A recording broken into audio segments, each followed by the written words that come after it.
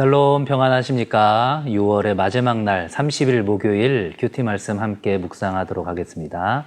오늘 함께 나눌 말씀은 사무엘상 21장 1절로 9절까지의 말씀입니다. 오늘 말씀에서는 이제 요나단과 그 눈물의 이별을 한 다윗이 놉이라는 지역으로 가서 대제사장인 아히멜렉을 만나는 장면이 등장합니다. 다윗은 이 아히멜렉에게 거짓말을 하기도 하고 또 제사장만 먹을 수 있는 진설병을 먹었는데 이 모두에 대해서 성경 기자는 특별히 어떤 잘못을 추궁하는 그런 표현을 하지 않고 있습니다. 성경에서 말하는 진정한 율법이 무엇인지 오늘 본문을 통해서 또한 예수님께서 이 본문을 인용하신 장면을 통해서 한번 확인을 해보도록 하겠습니다. 내용 관찰 1번을 볼까요? 다윗은 아히멜렉을 만나 자신의 처지를 어떻게 말합니까? 요나단과의 이별 이후에 이제 노브로 오게 된 다윗을 맞이한 아히멜렉은 1절에서 보시면 굉장히 떨면서 다윗을 맞이했다라고 이야기하고 있습니다. 사울과의 관계가 좋지 않았다라는 것들을 이미 이스라엘 전 국민이 알고 있는 이 상황 가운데서 다윗이 혼자 왔다라는 것은 뭔가 불길한 그런 예감을 느낀 것이죠.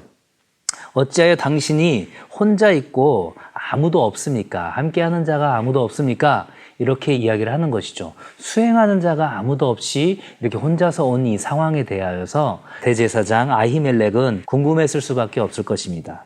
이에 대해서 다윗이 어떻게 이야기를 합니까? 2절에서 보시면 왕이 내게 이를 명령하고 이르시기를 내가 너를 보내는 것과 내게 명령한 일은 아무것도 사람에게 알리지 말라 하시기로 내가 나의 소년들을 이러이러한 곳으로 오라고 말하였나이다. 이렇게 말씀하시죠.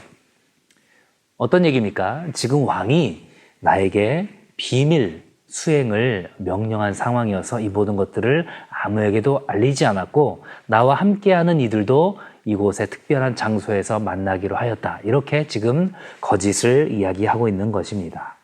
내용 관찰 2번을 볼까요? 아히멜렉에게 떡을 달라고 했을 때 다윗이 먹은 것은 무엇입니까? 6절에 보시면 진설병 곧 여호와 앞에서 물려낸 떡이다. 이 진설병을 먹었습니다. 이 진설병이 의미하는 것이 무엇일까요? 왼쪽에 있는 묵상을 위한 용어 해설에 보면 진설병은 얼굴의 떡이라는 뜻으로 이 얼굴은 하나님의 임재를 뜻한다. 그리고 하나님 앞에 올려드린 떡이다. 이러한 의미를 갖고 있다. 이렇게 되어 있습니다. 이 거룩한 떡은 제사장만이 먹을 수 있는 것이었는데 지금 예외적인 은혜를 받고 있는 다윗의 모습을 볼 수 있습니다.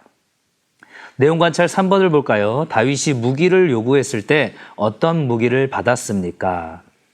과거에는 특별한 승리 이후에 이 제사장들이 그 무기를, 전리품을 보관하는 그러한 관리가 있었습니다.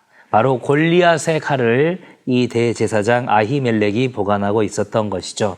그래서 9절에서 보시는 것처럼 엘라 골짜기에서 죽인 블레셋 사람 골리앗의 칼이 보자기에 쌓여 에봇 뒤에 있다. 이 골리앗의 칼을 지금 다윗이 받게 되는 것입니다.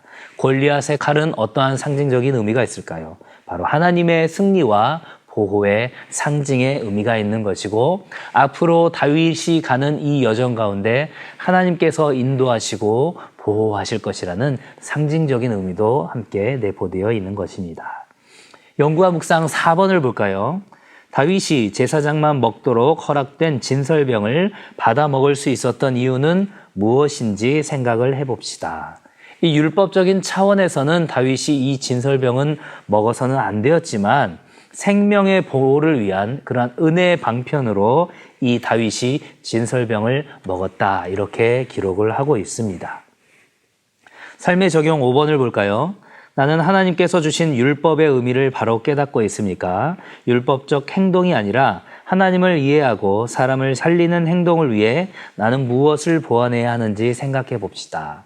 갑자기 율법에 대한 얘기가 왜 나왔을까요? 바로 이 진설병을 먹는 것이 레위기 24장 9절에서 나와 있는 율법에 대한 부분이고 다윗이 이 율법을 금하였음에도 불구하고 하나님의 은혜의 방편을 입었다라는 것. 그리고 오늘의 이 말씀을 이제 훗날 예수님께서 마태복음 12장 3절과 4절에서 예수님의 제자들이 안식일에 이 밀 이삭을 손으로 비벼서 먹었을 때 그것이 바리새인들이 규정한 안식일에 해서는 안 되는 39가지 규정 중에 하나인 추수에 해당한다. 이렇게 예수님의 제자들을 공격했을 때 예수님께서 인용하신 부분이 바로 이 장면이었습니다.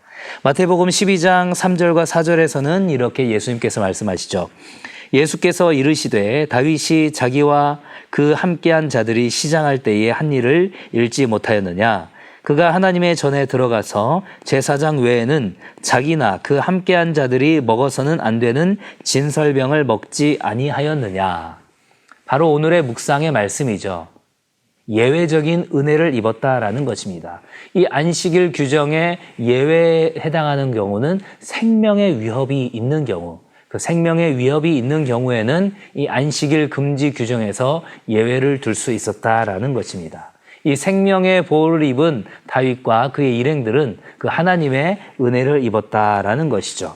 결국은 이 율법이라는 것은 무엇입니까? 하나님께서 그 율법을 통하여서 하나님께 더욱더 나아가길 원하는 것이고 그 율법을 준수한 것만으로 자기 만족을 취하는 것이 아니라 율법을 어긴 사람을 정죄하는 것이 아니라 이 땅 가운데서 우리가 어떻게 거룩한 삶을 살 수 있는지 분별해 가는 것, 그리고 다른 사람들에 대한 긍휼의 마음으로 이 율법을 대해야 한다라는 것들을 하나님께서 오늘의 본문을 통해서 그리고 오늘의 본문을 인용한 예수님의 말씀을 통하여서 우리에게 이야기하고 있는 것입니다.